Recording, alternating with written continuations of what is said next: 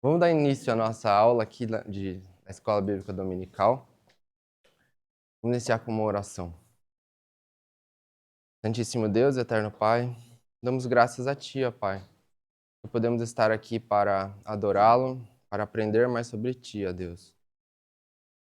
Pedimos, ó Pai, que esse conhecimento que estamos a ter sobre Ti, sobre Tua soberania, sobre Tua pessoa, possa nos ajudar, ó Pai, a ter um crescimento espiritual e que a Tua obra possa ser espalhada aqui em Portugal, Senhor. Humildemente pedimos e agradecemos. Em nome do Senhor Jesus Cristo. Amém. Maltinha, né? Coisa bem portuguesa. Nós vamos então hoje ver o último capítulo, o último parágrafo do capítulo 2. Nós estamos a estudar da Confissão de Fé de Westminster. Obviamente não vai funcionar porque eu não liguei.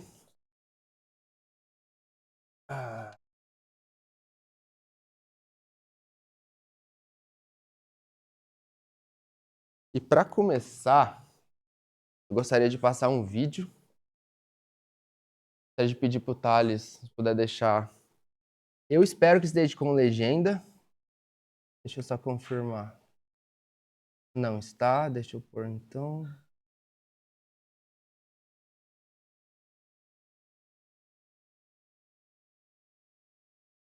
Enfim, eu achei que aqui tinha em português. Traduzir. Ah, obrigado.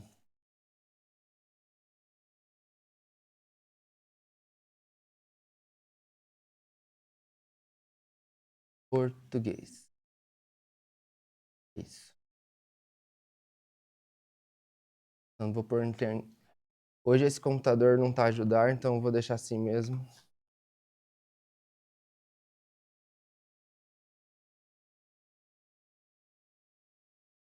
Okay, that's a bit about this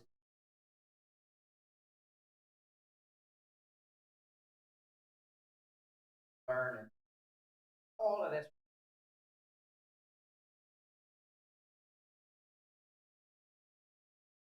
are of the true Father.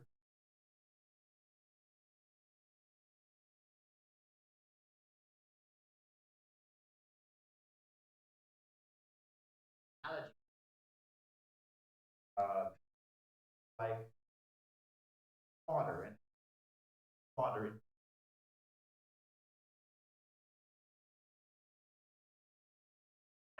totally.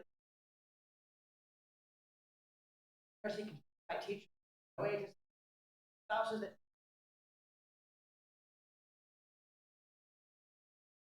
especially was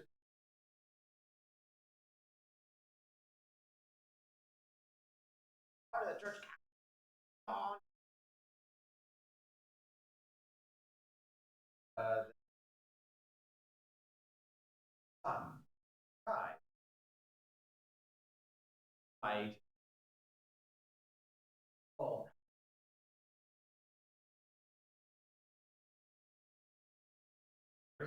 yes, but you was pricing up one like how but army office. That's a bad right. So up here, right? Partial, yes, partial.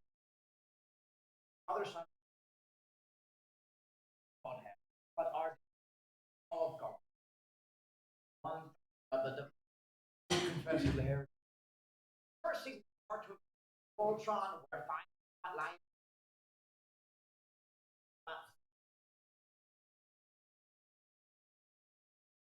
Of course, yeah, I'm not going to now. Right, okay. Husband. Only like this person. Fine. Cannot be comprehended. That's confessed in the person's held by the person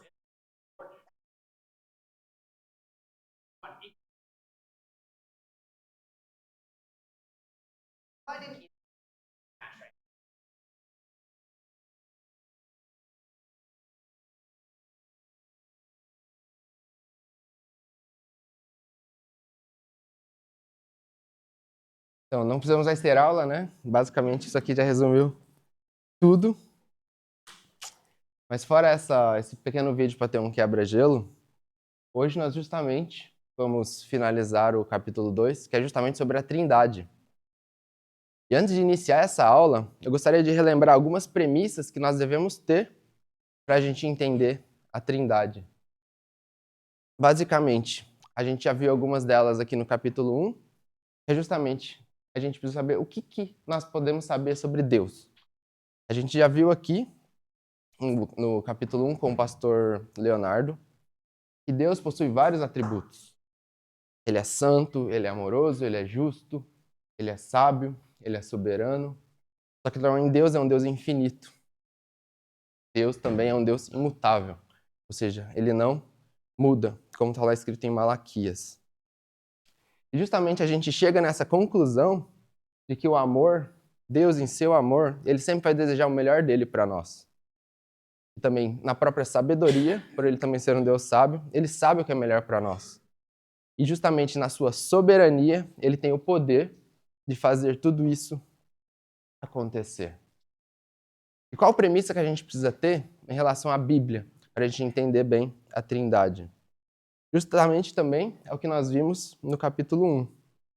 A Bíblia é a própria palavra de Deus. A Bíblia ela é inspirada, ela foi inspirada por autores que foram inspirados pelo Espírito Santo para escrevê-la. A Bíblia ela é inerrante. É apenas através da Bíblia que nós conseguimos enxergar a realidade em que nós vivemos, ou seja, de quem nós somos, de quem Deus é e como o mundo em si funciona. E por causa disso, justamente, se tiver uma lógica, algum assunto ou qualquer coisa que chegue a uma discussão e a Bíblia discorda do que eu penso, eu tenho que ficar com a Bíblia. Mesmo que muitas vezes para mim pode ser difícil de entender, difícil de aceitar, mas se é uma coisa clara na Bíblia, eu preciso confiar no que a Bíblia diz e não no que eu penso. E justamente por isso que ela diz é verdade. Tudo que está na Bíblia é verdade. Nós, como cristãos, nós temos que ter essa noção porque justamente a Bíblia foi inspirada por Deus. Muitas vezes, às vezes nós não compreendemos totalmente, porque nós já vimos também aqui na Confissão de Fé que tem muitos textos da Bíblia que eles são difíceis justamente de compreender, mas pela fé a gente crê que é verdade. E é na própria Bíblia também que a gente vê quem Deus é e quem nós somos. Justamente a diferença do Criador, que nos criou, que criou o universo, que nos criou do pó da terra. E justamente vemos a comparação em quem nós somos com quem Deus é. Também nós até já vimos nas últimas lições aqui. Nós somos criatura, nós somos criados, nós somos finitos, nós temos um limite, que é até onde vai a nossa inteligência, e será impossível para nós compreendermos realmente quem Deus é, realmente qual que é a grandeza de Deus. Por mais que nós estamos no processo de santificação, nós estamos no processo de restauração, nós ainda convivemos com o pecado e a gente ainda tem esse limite que nos é imposto. Mas tendo por base essas premissas, tendo isso bem firme sobre quem Deus é e sobre o que a Bíblia diz, a gente pode então começar o nosso parágrafo, porque justamente na Trindade a gente vai ver que a gente vai chegar no ápice, no limite do nosso entendimento sobre Deus. Vamos então começar o nosso capítulo. Eu vou ler ele então. Na unidade da divindade, há três pessoas, de uma mesma substância, poder e eternidade. Deus Pai, Deus Filho e Deus Espírito Santo. O Pai não é gerado nem procedente de outro ser. O Filho é eternamente gerado do Pai. O Espírito Santo é eternamente procedente do Pai e do Filho. A gente já deu para ver que até esse meio para o fim desse parágrafo já deu para dar uma bugada assim na nossa mente, né? Porque realmente é um assunto muito complexo e muito difícil mesmo de entender. Mas vamos então... Cadê? A animação estava ao contrário. Vamos então começar indo a frase por frase do nosso parágrafo. Nosso parágrafo começa com essa frase: na unidade da divindade. A gente sabe que desde o início, na Bíblia, tanto de Gênesis e Apocalipse, a própria Bíblia ela afirma a unidade absoluta de Deus. E a Bíblia ela tem muito a dizer justamente sobre essa unidade e sobre como Deus ele é singular em si próprio. Por exemplo, pergunta: para vocês, o que significa unidade? Gente, aqui não é uma pregação, ok? Então é justamente a gente precisa começar a ter essa troca de informações. Para vocês, o que significa unidade? Sim, uma boa resposta. Algo completo, único, sim. Exatamente, tipo assim, quando a gente traz na unidade da divindade, a gente vê que a unidade não é nada mais nada menos que dizer, há só um Deus e somente um Deus. Não há mais de um Deus, Deus é só um, igual a Regiane falou. Por exemplo, em Deuteronômio 6:4, Moisés escreveu: ouve Israel, o Senhor, nosso Deus. Ele é o único Senhor. E até esse versículo, até na Torá, esse é basicamente o grande brado do judaísmo. Essa oração que é chamada de Shema, que os judeus, para qualquer coisa que eles vão fazer, eles começam: ouve Israel, Senhor nosso Deus, o único Deus. E aí eles continuam a oração deles. E o interessante é que, se a gente fosse continuar a ler aqui Deuteronômio, é justamente aquele texto: amarás o Senhor teu Deus de todo o teu coração, de toda a tua alma, de todo o teu entendimento.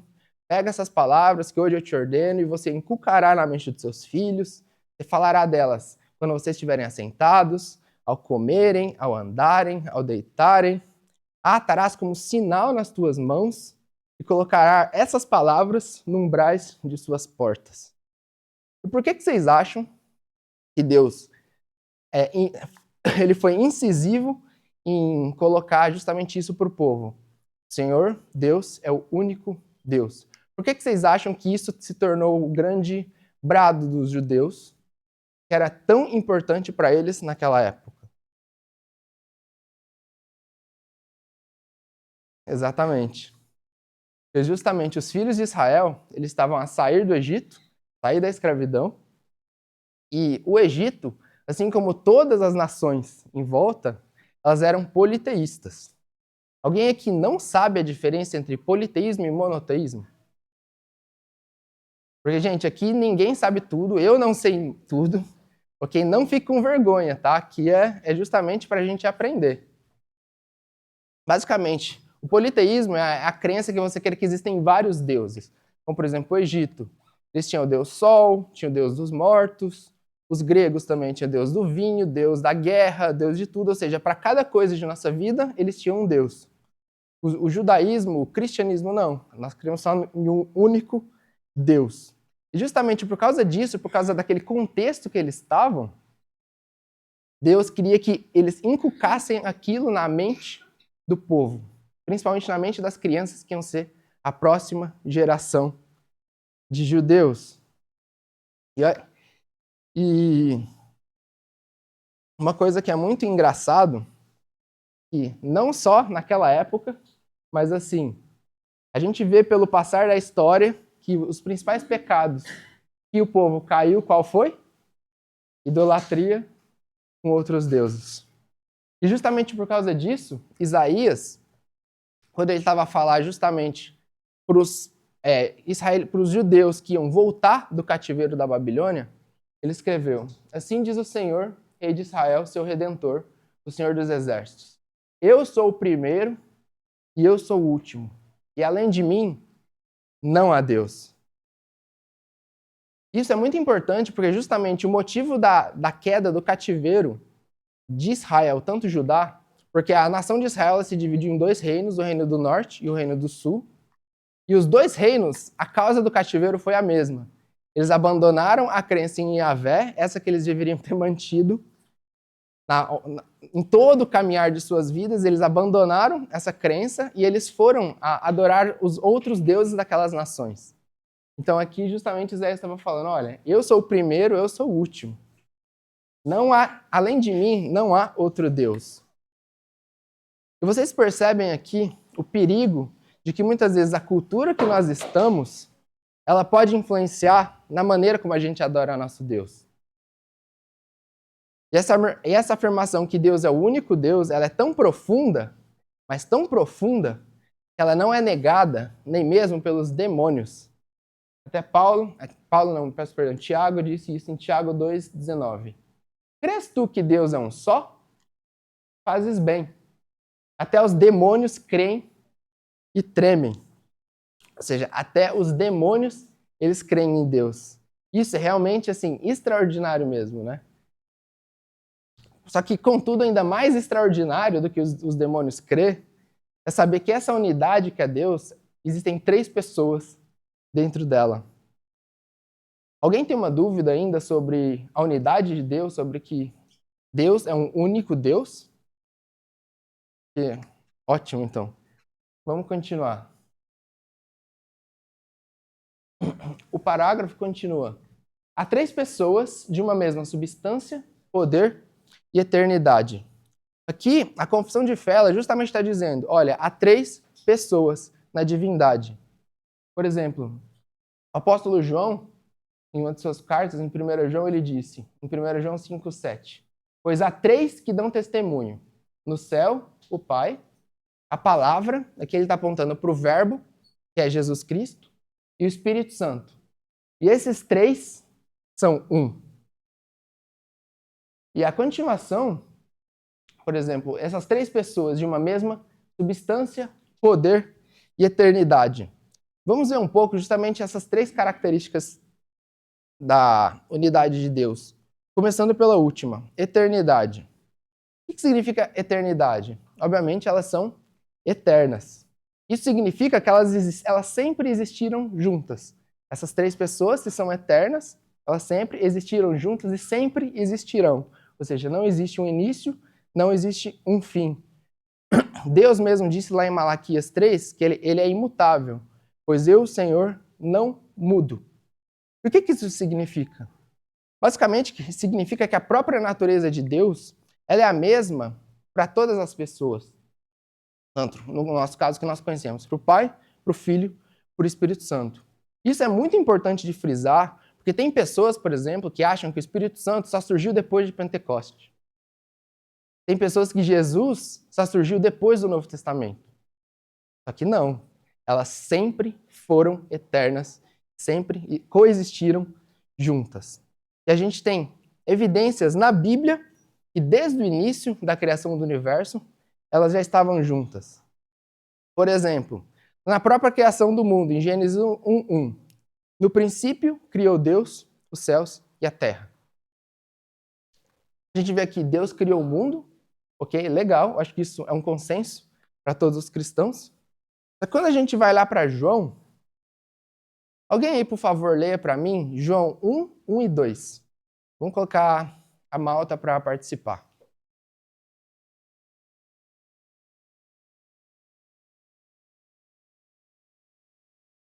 Claro, qualquer pessoa. E o verbo era Deus. Ele estava no princípio com Deus. Aqui a gente viu que João está a falar que Jesus era o verbo, a palavra. Todas as coisas tinham feito por intermédio dele. Ou seja, Deus criou o mundo, só que ele criou e foi feito por intermédio de Jesus. Inclusive o autor de Hebreus, ele fala isso em Hebreus 1:1 e 2. Havendo Deus outrora falado muitas vezes e de muitas maneiras aos pais pelos profetas, nestes últimos dias nos falou pelo Filho. Está falando de Jesus, que a quem constituiu herdeiro de todas as coisas, pelo qual também fez o universo. E em Hebreus 1:1 e 2. Ok, a gente já tem aqui o Pai, como criando o universo, através de Jesus Cristo, que a gente vê no texto tanto de João como de Hebreus. E olha que interessante o versículo 2 de Gênesis, que é o versículo 2. A terra, porém, estava sem forma e vazia, e o Espírito de Deus pairava sobre as águas. E aqui o Espírito de Deus justamente está apontando para a terceira pessoa, que é o Espírito Santo. Ou seja, aqui na própria criação do mundo, a gente já vê que já tem as 3 pessoas agindo na própria criação. E se elas estavam na criação do mundo, isso significava que elas estavam antes dela. Porque senão, estaria escrito na Bíblia, Deus criou o mundo e criou o Espírito dele. Só que aí não faria sentido, porque então o Espírito Santo não seria um Deus, porque ele teria sido criado. Então, como a Bíblia não fala nada sobre isso, a gente assume pela lógica, pelo menos, que já que os três estavam na criação, obviamente eles estavam antes da criação. E antes da criação do universo, do tempo e do espaço, eles já existiram eternamente. E a gente vê pela Bíblia que desde a eternidade, essas três pessoas, elas sempre viveram com os seus próprios atributos, ou seja, vivendo em amor, em paz, em glória, abundando na sua perfeição, porque nós sabemos que Deus, ele é justamente perfeito.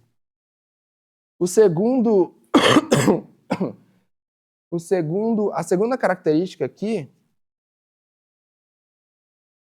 falam que eles são o mesmo, é justamente em poder.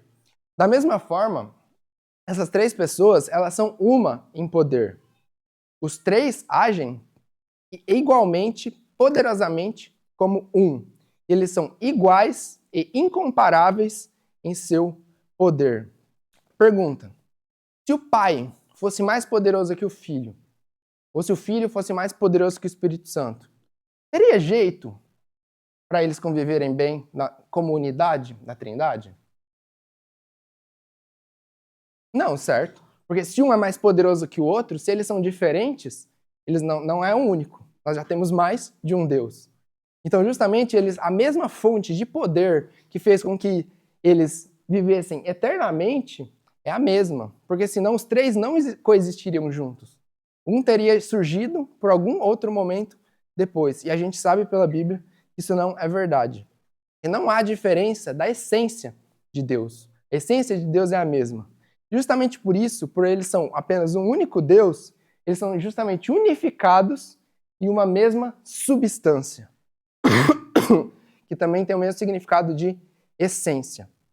Agora, o que significa dizer que essas três pessoas elas são unificadas em sua substância?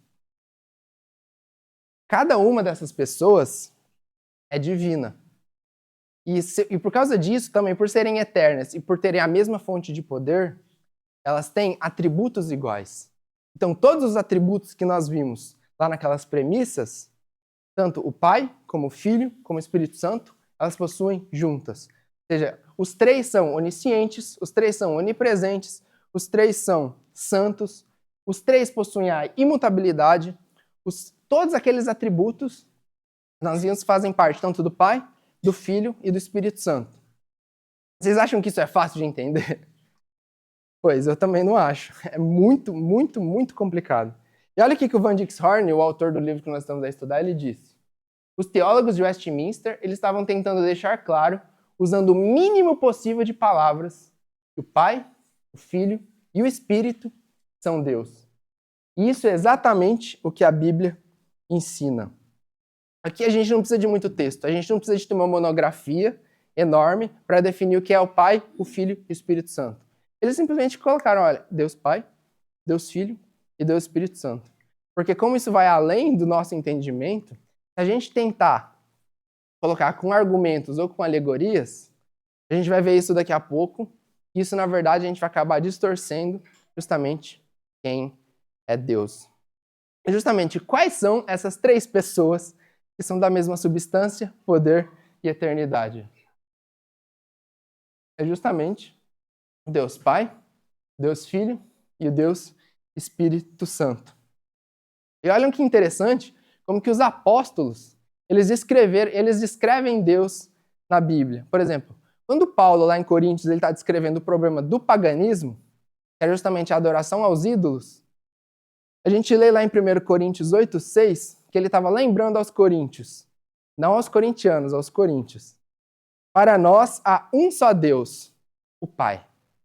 E que são todas as coisas, de quem são todas as coisas e para quem nós existimos. Por exemplo, quando João ele estava maravilhado com a encarnação de Deus, com a convivência que ele teve com Deus, e ele vai lá e começa a escrever seu evangelho, ele simplesmente começa falando, no início era o verbo. E não apenas que o início era o verbo, Não apenas que o verbo estava com Deus. João diz que o verbo era Deus. E que a realidade do verbo é justamente que Jesus Cristo, nós sabemos que o verbo é Jesus Cristo, ele é Deus. Da mesma forma, na igreja primitiva, quando Ananias e Safira, que eles estavam a apresentar uma suposta generosidade, só que na verdade nós vimos que na verdade era uma fraude, o que Pedro, o apóstolo, disse para eles? Vocês não mentiram para homens, vocês mentiram pro Espírito Santo. E logo depois da morte deles, porque o próprio Espírito mata, primeiro Ananias e depois Safira, Pedro esclarece o que ele quis dizer. Eles tinham mentido não a homens, mas a Deus. Isso está lá em Atos 5, 3 e 4. Esses 3 exemplos que eu dei são desses 3 apóstolos. Pedro, João e Paulo. Mas eles não estão discordando um do outro. Um falou do Pai, o outro falou do Filho, o outro falou do Espírito Santo. Na verdade, também eles não estão usando alegoria, nem figura de linguagem, nem metáfora. Eles estavam justamente apontando para uma realidade trina da divindade. E sobre essa questão da trindade, é difícil saber que no Antigo Testamento, os profetas e todos os santos, eles tinham esse conhecimento, claro, do que era a trindade. Isso não dá para saber. Só que a gente sabe que no Novo Testamento, os apóstolos eles já tinham a noção da trindade. Justamente a razão pela qual o apóstolo Paulo ele abençoou justamente os coríntios de novo, em nome justamente do Deus Trino. Está lá em 2 Coríntios 13:13. Que é até algo que a igreja protestante manteve padrão. A graça do Senhor Jesus e o amor de Deus e a comunhão do Espírito Santo sejam com todos vós.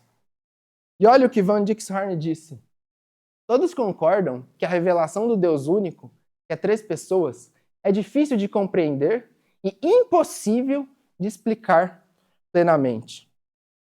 Mas eu creio que acho que todos concordam que essa questão de ter um Deus e ter 3 pessoas é muito difícil de compreender e basicamente impossível de explicar plenamente. E se vocês ouvirem alguém a dizer, seja no YouTube, alguma pregação, que a Trindade é facilmente explicada, vocês fujam. Porque isso é heresia, ou essa pessoa não conhece profundamente o que a Bíblia diz. E por quê? Por que é difícil a gente falar justamente que não dá para entender a Trindade? Por que vocês acham que justamente é impossível para nós entendermos plenamente a Trindade? Oi? Porque é Deus. E a gente viu pelos atributos de Deus, né? Exatamente. Nós somos muito limitados. E agora, como que nós, limitados, nós somos finitos, criatura, como que a gente vai tentar explicar e entender perfeitamente esse Deus perfeito, que ele criou tudo e vive eternamente? Ele é um Deus infinito. A gente é finito, a gente não consegue nem imaginar, nem aquelas pessoas que são mais diferenciadas. Imagina como que é viver fora do tempo. Pelo menos a minha mente é assim, que eu não consigo entender como que é viver fora do tempo. Então, como que a gente vai usar metáforas, por exemplo, ou alegorias, que igual a gente viu algumas no vídeo, para tentar explicar justamente quem é Deus? Não dá, é impossível. Vamos ver agora alguns exemplos, por exemplo, dessas 3 pessoas, elas atuando juntas claramente. Primeiramente, na criação do mundo. A gente já viu aqui que as 3 estavam no momento da criação do mundo. Mas olha o que está escrito lá em Gênesis 1:26. Também Deus disse, façamos o homem à nossa imagem, conforme a nossa semelhança. Ou seja, a gente vê aqui, façamos, plural, a nossa semelhança. Ambos estão no plural. E a gente vê aqui que é claramente a Trindade falando. Como se realmente fosse uma assembleia, uma conferência. Ah, ok, criamos o mundo, façamos agora o homem. E justamente quando isso acontece, em Gênesis 2:7, está escrito assim, então formou o Senhor Deus ao homem do pó da terra. Ele soprou às narinas o fôlego de vida, e o homem passou a ser alma vivente. Também já vimos aqui, na altura que antes do breve catecismo de Westminster, nós estávamos a ver justamente o credo, e quando esse texto fala justamente que quando Deus criou o homem, ele criou uma criatura que estava morta, sem vida. Uma criatura, Deus criou aquela criatura à nossa imagem e semelhança. E apenas que quando ele penetrou com fôlego de vida, e aqui a palavra em hebraico que era ruach, se eu não me engano, que era quando Deus colocou o Espírito, através do Espírito Santo, colocou naquela criatura sem vida, foi que justamente através do Espírito Santo que trouxe a vida ao homem. Ou seja, a vida, como nós conhecemos hoje, que através de um embrião, ela nasce até hoje. Pelo que eu pesquisei, é impossível saber a origem da vida, assim. Como que a vida... Só que aqui a gente vê que através do Espírito Santo, que Deus, a Trindade, fez, ele colocou e deu origem à vida do próprio humano, para justamente o homem ser a semelhança de Deus. Eu acho que eu creio que o exemplo mais claro também, quando a gente vê as 3 pessoas trabalhando juntas, é justamente no batismo de Jesus. Mateus 3, 16 e 17. Batizado Jesus, a gente sabe que é o Deus Filho, saiu logo da água, e eis que se abriram os céus e viu o Espírito de Deus e o Espírito Santo descendo como pomba, vindo sobre ele. E eis que uma voz dos céus que dizia: Este é meu Filho amado, em quem me comprazo. A gente vê no mesmo momento exato do tempo, aqui na Terra, as 3 pessoas diferentes da Trindade. Uma, a voz, Deus Pai falando do céu, o Espírito Santo através de uma pomba e o próprio Jesus que tinha acabado de ser batizado. Os 3 juntos. E um outro exemplo também muito bom é a gente vê a Trindade no próprio nome de Deus, que é Yahvé. As várias referências ao nome de Deus no Antigo Testamento, elas também podem ser aplicadas também ao Deus Trino ou também a cada pessoa da Trindade. Por exemplo, a palavra em hebraico é Yahvé, que todos nós já ouvimos falar, que ela significa Senhor, e até normalmente nas nossas Bíblias, quando tem a palavra Senhor toda em maiúsculo, significa que lá está escrito Yahvé. E no Antigo Testamento, essa palavra foi escrita mais de 6.000 vezes. Por exemplo, Gênesis 15:6, quando está a falar lá sobre o chamado para Abraão, está escrito, ele creu no Senhor. Aqui que Abraão tinha crido no Senhor, isso lhe foi imputado pela justiça. A gente também tem um exemplo, por exemplo, em Joel 2:32, que diz, e acontecerá que todo aquele que invocar o nome do Senhor será salvo, porque no Monte Sião e em Jerusalém estarão os que forem salvos, como o Senhor prometeu. Aqui, claramente, esse Senhor está apontando para o Deus Filho, está apontando para Jesus. Inclusive, é a mesma referência que quando a gente vai para Romanos 10:13, Romanos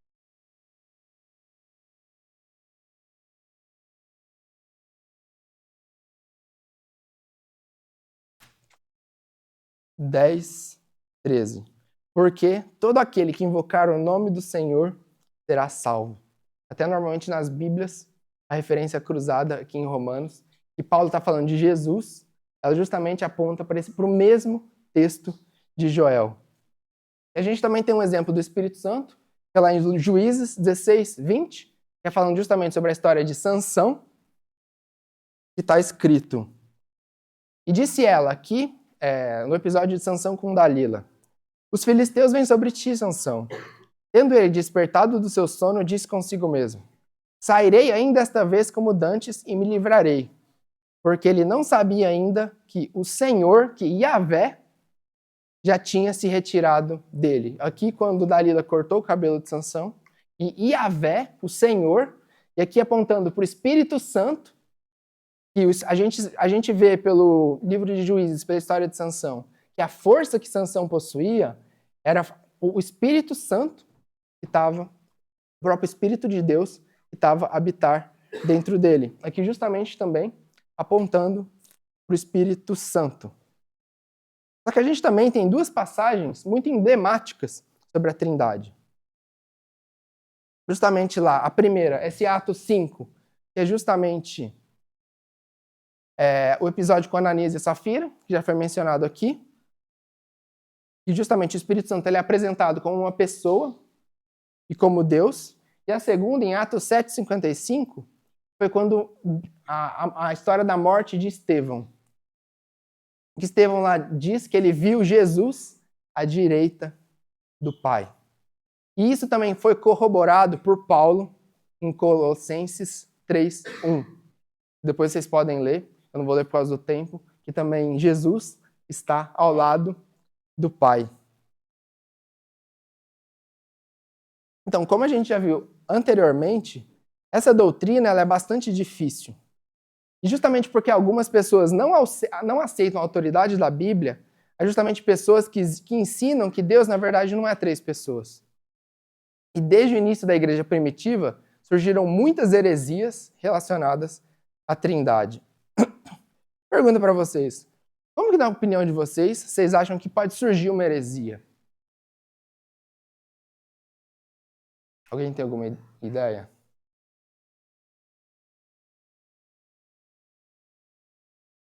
Exatamente. Porque normalmente quando a gente ouve heresia, a gente acha que é alguém mal intencionado que está justamente distorcendo o que está na Bíblia para justamente afastar ou causar dentro do corpo de Deus. Só que é justamente isso. A heresia não necessariamente ela surge de um lobo ou de um falso profeta. As pessoas, um cristão, nós como cristãos, nós temos endereço, nós temos desejo, interesse em conhecer mais a Deus. Isso, obviamente, se nós somos cristãos. Só que nesse esforço de tentar conhecer mais a Deus, a gente pode cometer erros. E justamente esses erros são as heresias. Então a gente pergunta, quem já ouviu aqui o exemplo justamente dos estados da água, que se assemelham com a Trindade? Que nem até foi falado no texto. Quem já ouviu isso? Em algum momento. Vocês acham que ela é uma boa metáfora? Você acha que ela é uma boa analogia para a Trindade? Por que não?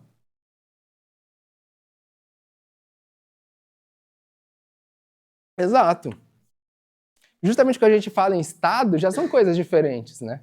A água, mediante a temperatura, pessoas humanas, me corrijam se eu estiver errado, exatamente através da temperatura que faz com que a água mude o estado. Imagina se Deus fosse assim. Não existe nada, irmãos, que foi criado, não existe nada que consiga explicar a complexidade da Trindade. Justamente por causa dessa limitação da nossa capacidade intelectual, é que a gente vai ser incapaz de abraçar o infinito. Vocês lembram que a gente viu no capítulo 1 da Confissão de Fé? Que não está na Bíblia, ela é mistério. E o mistério, ele pertence somente a Deus. Justamente vai ter uma hora, como justamente aqui na Trindade, que a gente vai chegar no nosso limite do nosso entendimento. O que a gente tem que fazer? Confiar na Bíblia. Porque se ela é inerrante, se a gente pegar todas aquelas premissas que nós tivemos sobre a Bíblia, a gente tem que confiar na Bíblia. Porque se a gente não confia na Bíblia, que é justamente a base da nossa fé, a gente vai ter um mundo aberto para a gente colocar e imaginar coisas que vão ser acrescentadas ou retiradas sobre justamente quem é Deus. E é justamente nesse esforço que nós temos que a gente comete erros. Justamente esses erros são as heresias. Por exemplo, Augusto Nicodemos, ele disse assim: as heresias nascem onde a Bíblia se cala. Quando a Bíblia se cala, devemos nos calar também. Justamente alguns exemplos. Por exemplo, uma heresia, esse monoteísmo dinâmico. Ela foi uma heresia feita por Teodoro de Bizâncio e Paulo de Samosata. Ela justamente diz que eles só creem em Deus, só existe um Deus. E uma dessas vertentes, que é justamente o monoteísmo dinâmico, basicamente eles falaram que só existia um Deus e Jesus não era Deus. Ele era apenas um homem santo, nascido de uma virgem, que ele também foi batizado pelo Espírito Santo. Agora pergunta, que ideia vocês acham que esses caras queriam preservar? Porque a gente sabe que são pessoas santas, são pessoas tementes a Deus. Não são heréticos no sentido que queriam prejudicar de propósito o cristianismo. Que ideia vocês acham que eles queriam preservar? Só que eles acabaram caindo em heresia. Exatamente. Isso era uma coisa que incomodava tanto eles. Só existe um Deus. Então, se já começou a surgir questões de Deus Pai, Deus Filho e Deus Espírito Santo, não, isso tem pessoas que estão dizendo que isso são 3 deuses. A gente precisa provar que só existe um Deus. E eles, por causa de justamente tentar resolver um problema que estava incomodando o coração deles, no estudo, eles foram para o extremo. Um lado que, onde a Bíblia se calava, eles não se calaram. Então assumiram que só existe um Deus. De novo, o herege, ele não é herege porque ele quer. Ele estava tentando solucionar um problema que estava incomodando ele. Muitos tinham boas motivações, tinham estudo. Essas pessoas não são leigas. Elas têm um conhecimento. Só que, sabedoria. Quando a Bíblia se cala, precisamos nos calar também. Justamente para não surgir questões assim. Vocês conhecem algumas denominações hoje que, por exemplo, que creem nesse monoteísmo dinâmico? Testemunhos de Jeová. Eles não creem em Jesus como divindade, como Deus. E várias outras também. Algumas linhas do Adventismo. A Igreja de Jesus Cristo dos Últimos Dias, ou mais conhecida como os Mormons. Infelizmente, são várias heresias e que, por causa de uma heresia, várias outras comunidades que também muitas vezes acabam focando na mesma coisa, têm dificuldade em entender, não confiam totalmente na Bíblia e acabam caindo nessas heresias. Outra heresia é justamente o monoteísmo modalista, que é também que a gente viu no vídeo. Ela até admitia a divindade de Jesus e do Espírito Santo, mas para eles eram como formas de Deus. Basicamente, o modalismo diz que as 3 pessoas da Trindade, elas existem, mas são estados. Ou seja, uma hora Deus é o Deus Pai, outra hora Deus é o Deus Filho, outra hora Deus é o Deus Espírito Santo. O Pai é aquele Deus divino, eterno. O Filho é a natureza humana de Deus. O Espírito Santo é a manifestação do poder de Deus. E como que vocês acham que a gente combate essa heresia do modalismo?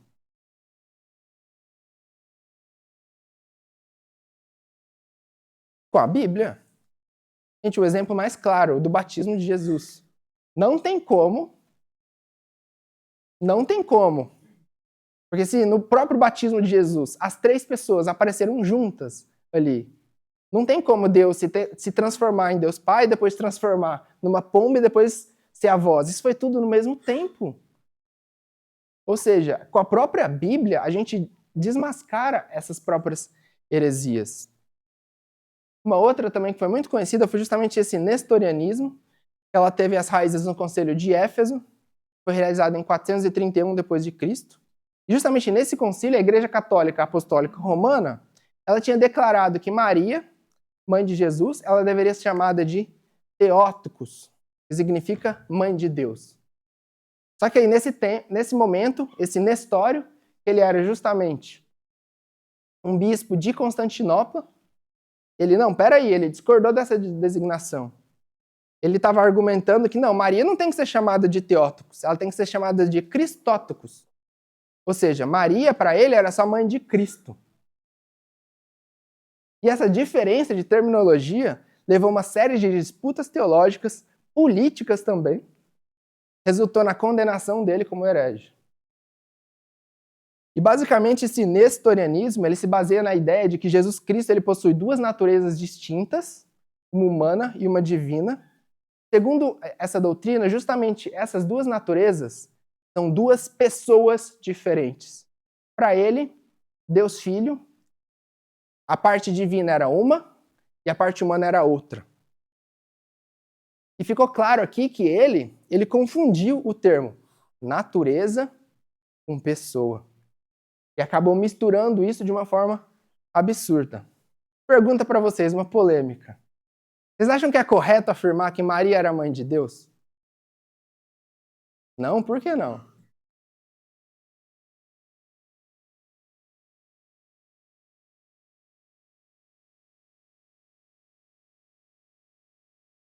Oi?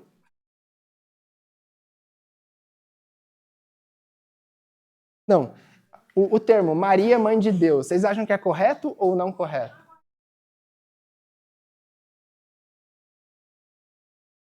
Assim, na verdade é correto, porém, a gente tem que explicar que o contexto dessa pergunta, na verdade, não é sobre quem é Maria, é sobre quem é Deus, quem é Jesus. Porque Jesus, ele tem sua natureza divina e ele tem sua natureza humana. E se a gente separa isso, Maria é só mãe da parte humana. A gente está criando um buraco na Trindade. A gente está justamente caindo no mesmo erro de Nestório. O contexto, então, essa pergunta não é uma pergunta sábia. Na verdade, ela é uma pergunta que está focando em Maria, que era justamente o que a Igreja Católica Apostólica Romana fazia. Sim. Exatamente. Exatamente. E assim, ela foi usada pelo Espírito Santo, foi por Deus, foi uma escolhida, foi uma mulher santa, sim. E ela deu à luz a Jesus. Só que, a gente pode começar a entrar num assunto que às vezes é muito bom que a gente também abre brecha demais e a gente não começa a fechar. Porque Jesus, mesmo com a sua natureza humana, ele era divino, ele era Deus, ele fez milagres, certo? Só que assim, Jesus sabia andar? Não, ele precisa aprender, ele nasceu como um bebê, ele teve que aprender a andar, ele fez tudo que os nossos bebês fazem, ele também fazia. Ele precisava se alimentar, ele fazia lá sujava a fralda, naquela época não tinha fralda. Ou seja, mas aqui é a natureza humana. Só que também, como que eu combato esse tipo de heresia? João 10:30, o próprio Jesus está falando, eu e o Pai somos um. Hebreus 1:3, de novo, o autor de Hebreus, ele falou, ele, que é o resplendor da glória, falando de Jesus, e a expressão exata do seu ser, sustentando todas as coisas pela palavra do seu poder. Vocês acham que significa isso? A expressão exata do seu ser. Jesus é o próprio Deus. Ele é a expressão exata do seu ser.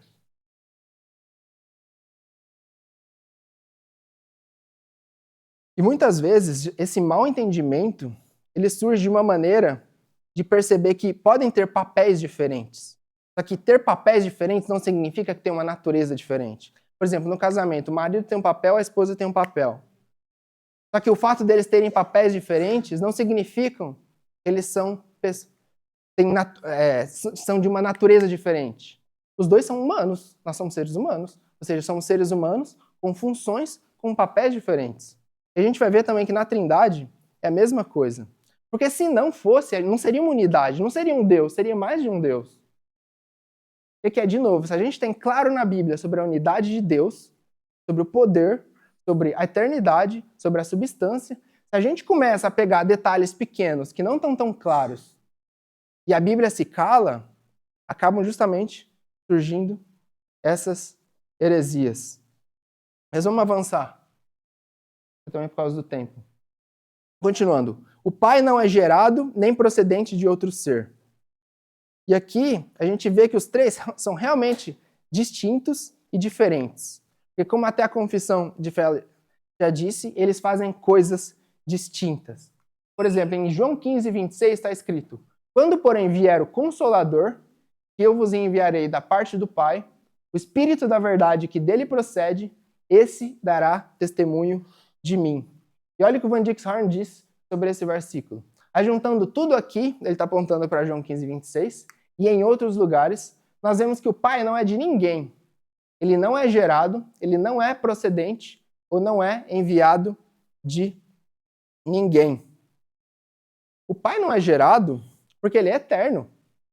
O Pai é eterno, está na Bíblia disso, a gente sabe disso. E justamente por ele ser eterno e divino, ele gerou divinamente o Filho. O Filho é eternamente gerado do Pai. Irmãos, aqui a gente precisa entender que gerado não é criado. A gente sabe que Jesus é unigênito. O que é unigênito? O único gerado. João 3,16. Deus amou o mundo de tal maneira que mandou o seu Filho unigênito. Jesus ele não foi criado porque ele é eternamente gerado. Porque se ele fosse criado, ele não seria Deus, novamente. Ele seria uma criatura. E como que ele foi gerado? Na opinião de vocês, como que Jesus foi criado? Foi gerado? Olha, eu já estava na heresia. Como que Jesus foi gerado? Não faço a mínima ideia. E a Bíblia também não diz isso. A gente aprende e compreende que ele é um filho para o seu pai. É isso que a Bíblia diz. Ele foi enviado pelo Pai. João 6,38. Porque eu desci do céu não para fazer a minha vontade, mas a vontade daquele que me enviou. Por que isso? Porque é o que está na Bíblia. Se ele fosse criado, ele teria um início. Mas Jesus não tem início, ele foi eternamente gerado. Como? Não sabemos, a Bíblia não diz. Por isso que a gente tem que crer. Por isso que a gente tem que estar ciente das nossas limitações. Que até o St. Patrick fala no final lá do vídeo. A nossa mente, a gente não consegue entender a plenitude da Trindade. Está muito fora da caixinha pra gente. Justamente, de novo, eu sei que eu estou repetindo isso, mas é importante a gente compreender que como que a gente fala, como a gente sabe, que a gente aprendeu no capítulo 1, que o que a Bíblia diz é verdade, a gente tem que descansar na soberania de Deus. Porque se Deus é soberano, de alguma forma, tanto o Filho e o Espírito Santo foram gerados eternamente com Ele. Como? Não sabemos, a gente não consegue entender. E é por isso que a gente precisa aceitar que nós somos limitados. E justamente confiar na soberania de Deus. E justamente por isso, a gente vê que o Espírito Santo, ele também é eternamente procedente, só que do Pai e do Filho. Por exemplo, em João 14,26, Jesus disse: mas o Consolador, o Espírito Santo, a quem o Pai enviará em meu nome, ele vos ensinará todas as coisas. E Jesus também, não é um erro de digitação, no capítulo 15, também versículo 26, ele diz: quando, porém, vier o Consolador, que eu vos enviarei da parte do Pai, o Espírito da verdade que procede do Pai, este dará testemunho de mim. Ou seja, a gente vê aqui que o Espírito Santo ele é diferente do Pai, ele é diferente do Filho. Só que ele é o executor da vontade do Pai e também do Filho. O Espírito Santo ele conhece a mente de Deus. Lá em Paulo diz isso lá em Romanos 8, se eu não me engano, 26, 27, lá para o final de Romanos 8. Ele conhece a mente de Deus. Justamente como ele é igual ao Pai e ao Filho, tanto em poder, em eternidade, e eles são da mesma substância, ele é enviado para executar a vontade do Pai e do Filho. E basicamente isso, irmãos, essa questão a gente chama de economia da Trindade. Que é basicamente como as pessoas da Trindade se relacionam, tanto entre si, e também como que elas se relacionam com o mundo. A gente vê que eles têm papéis diferentes. O Pai, ele envia, ele dirige, ele que predestina. O Filho, ele faz a vontade do Pai. Ele justamente se encarna, ele se torna carne, se torna humano. E ele justamente realiza a redenção de Deus através da sua vida perfeita, do sacrifício e ressurreição na cruz. O Espírito Santo, ele habita, santifica a igreja. Papéis diferentes, funções diferentes, entretanto, de uma mesma essência, tem a mesma fonte de poder e eternidade. E justamente quando os discípulos eles vão receber a ordem para batizar novos convertidos, eles deviam fazer em nome de Deus. Porque você está batizando em nome de Deus. Só que, no entanto, os 3 nomes vão ser usados. Na grande comissão, lá em Mateus 28. Batizai em nome do Pai, do Filho e do Espírito Santo. Irmãos, essa doutrina, ter noção da doutrina da Trindade e reconhecer que a gente é limitado, mas que tem o mesmo Deus soberano, que mandou seu Filho e que o próprio Espírito Santo habita dentro de nós, nos santificando e santificando a igreja, isso vai ter implicação por toda a vida. E principalmente para que a gente possa melhor compreender essa verdade e junta relembrá-la constantemente, a gente deve constantemente nos reunir, igual nós estamos aqui hoje, para adorar a Deus. Para adorar a Deus em unidade. Porque Ele é o único Pai verdadeiro e não há outro Deus além dele. Justamente para que o Pai, pela sua graça, através do Filho, Ele possa nos abençoar justamente pelo Espírito Santo. Vamos orar então. Ó Santíssimo Deus, triuno, Criador do céu e da terra. Damos obrigado, Pai, pela Bíblia, pela Tua palavra, e através dela que podemos conhecê-la, Pai. Temos um conhecimento tão pouco, tão pequeno, tão raso sobre quem Tu és, ó Deus. Que o Senhor é incomparável perante nós. Nós somos criaturas, somos limitados, e muitas vezes nós achamos muito mais do que nós realmente somos. Ó Pai, perdoe-nos, porque muitas vezes queremos ter um conhecimento que está além da nossa mente, além do nosso entendimento. Nos dê humildade, ó Pai, e fé para confiar plenamente em Ti, para que aquelas coisas que não estão na Bíblia, para que possamos nos calar e focar justamente naquilo que o Senhor revelou, naquilo que o Senhor quis revelar a nós. Ajude-nos, ó Pai, e que possamos adorá-lo como único Deus, inclusive como iremos fazer hoje, aqui no culto de adoração a Ti. Em nome de Jesus Cristo, seu único Filho. Amém.